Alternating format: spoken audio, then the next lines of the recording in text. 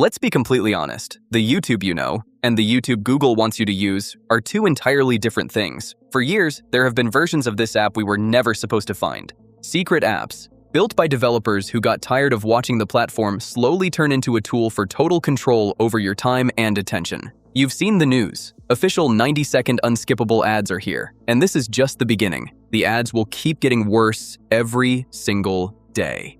This isn't paranoia.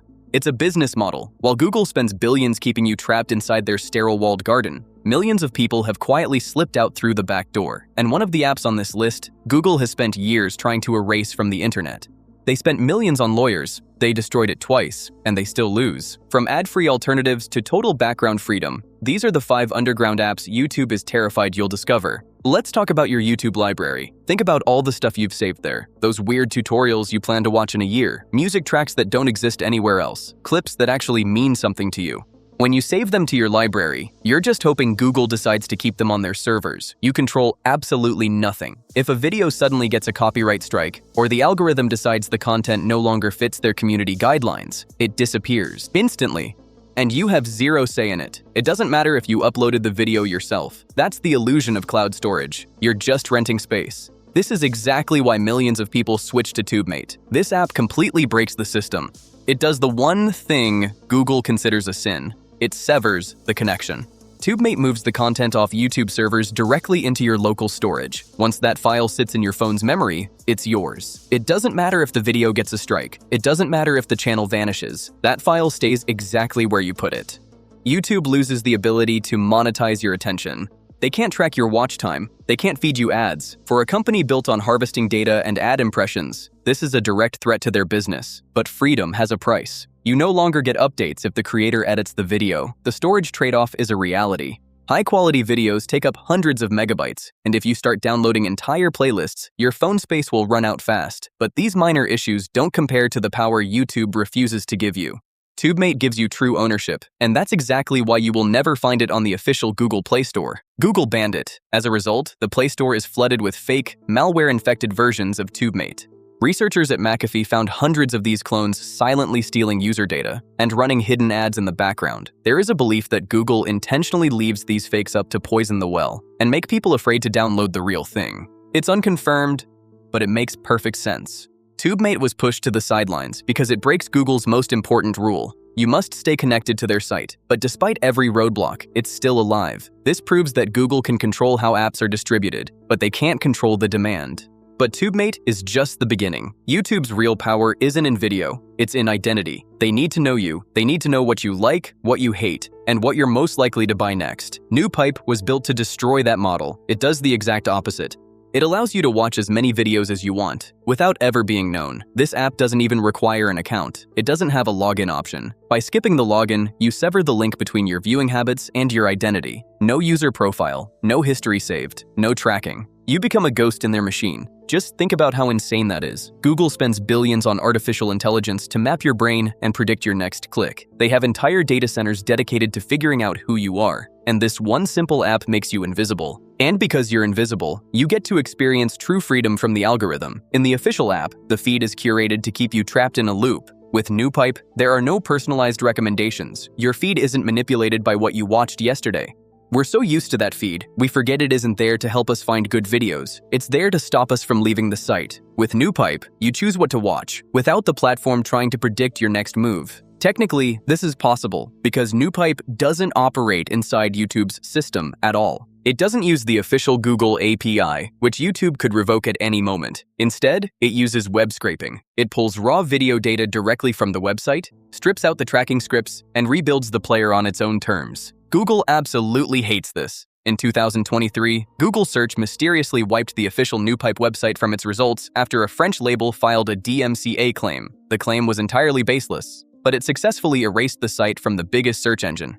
Google tries to squeeze them out of existence by attacking the infrastructure. They know they can't kill the code, so they go after everything attached to it. But most people don't care about privacy. They care about annoyance. If you're a heavy user, you know the feeling when you're just about to reach the good part of a video, and suddenly you get hit with a mandatory ad.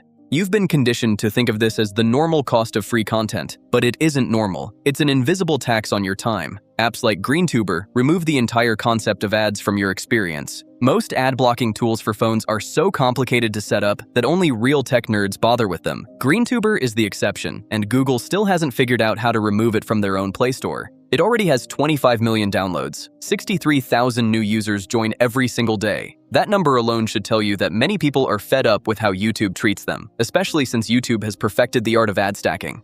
They know exactly how much advertising they can shove into your face before you get angry and close the app. GreenTuber breaks that pattern. Google fears this, not because it's a complex hacker tool. They fear it because it's simple. It spreads through word of mouth. Every time a normal user switches to GreenTuber, all their ad impressions disappear. It happens silently in the background, making it much harder to track down than loud hacker mods. But all of this was just a scratch. What came next almost brought the whole system down. Vanced exploded. Vanced wasn't trying to change how YouTube worked. It was just the perfect version of the app you already knew. Your playlists, history, and subscriptions were exactly where they belonged. Except, the moment you pressed play, all the previous limitations disappeared. Suddenly, you could lock your screen and keep listening, or shrink the video and keep browsing without the app crashing. It felt like YouTube finally acting the way it should have years ago. For 10 million active users, it was a massive wake-up call. Vanced proved that these premium features were just artificial switches Google turned off to force you to pay. When you give 10 million active users a better product for free, you become the biggest target in the world. On March 13th, 2022, the developers finally hit a wall. Google's lawyers sent a brutal cease and desist. They specifically demanded they strip away all references to YouTube, ditch the branding, and kill all links. They had no choice, but the user base refused to let it go. They treated the final version 17.03.38 like a collector's item. People backed it up on external drives and shared it like wildfire. For an entire year, millions of people were terrified to update their phones, scared that one wrong software patch would force them back into YouTube's official prison. It kept working until the API changes finally forced the app to stop working for good in late April 2023. The day Vanced shut down was a genuine gut punch for millions. People were forced back into the official version, trapped by ads and restrictions. Google thought they won. They were wrong. By killing Vanced, they accidentally set the stage for something much harder to kill, a decentralized version. ReVanced. The genius of ReVanced is that it isn't an app at all. Vanced was a finished product. ReVanced is just a patcher, a weaponized conceptual tool. You bring your own clean YouTube file from the Play Store, and the ReVanced tool modifies it right on your device. Why is this brilliant? Because you can't sue a conceptual tool. ReVanced developers aren't distributing a modified version. They aren't infringing on Google's property rights. They're just giving you the tools to customize your own software.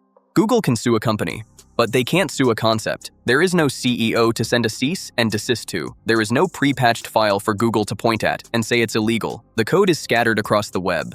If Google manages to block one site, the code is already hosted by thousands of other people. It's a freaking Hydra effect. Cut off one head and two more grow back. Google burns billions trying to fix their walled garden, packing in even more ads and restrictions. Meanwhile, the ReVanced community updates the code. The moment a feature breaks, a fix is posted within hours. YouTube spent a decade trying to lock down your attention, turning a simple video platform into a corporate machine that dictates exactly how you spend your time. But in the process, they made people tired of asking for permission. They thought killing Vanced would solve their problem. The tools are out there, and the community isn't going away. No matter how many updates or restrictions they push, they cannot stop people from wanting control over their own devices.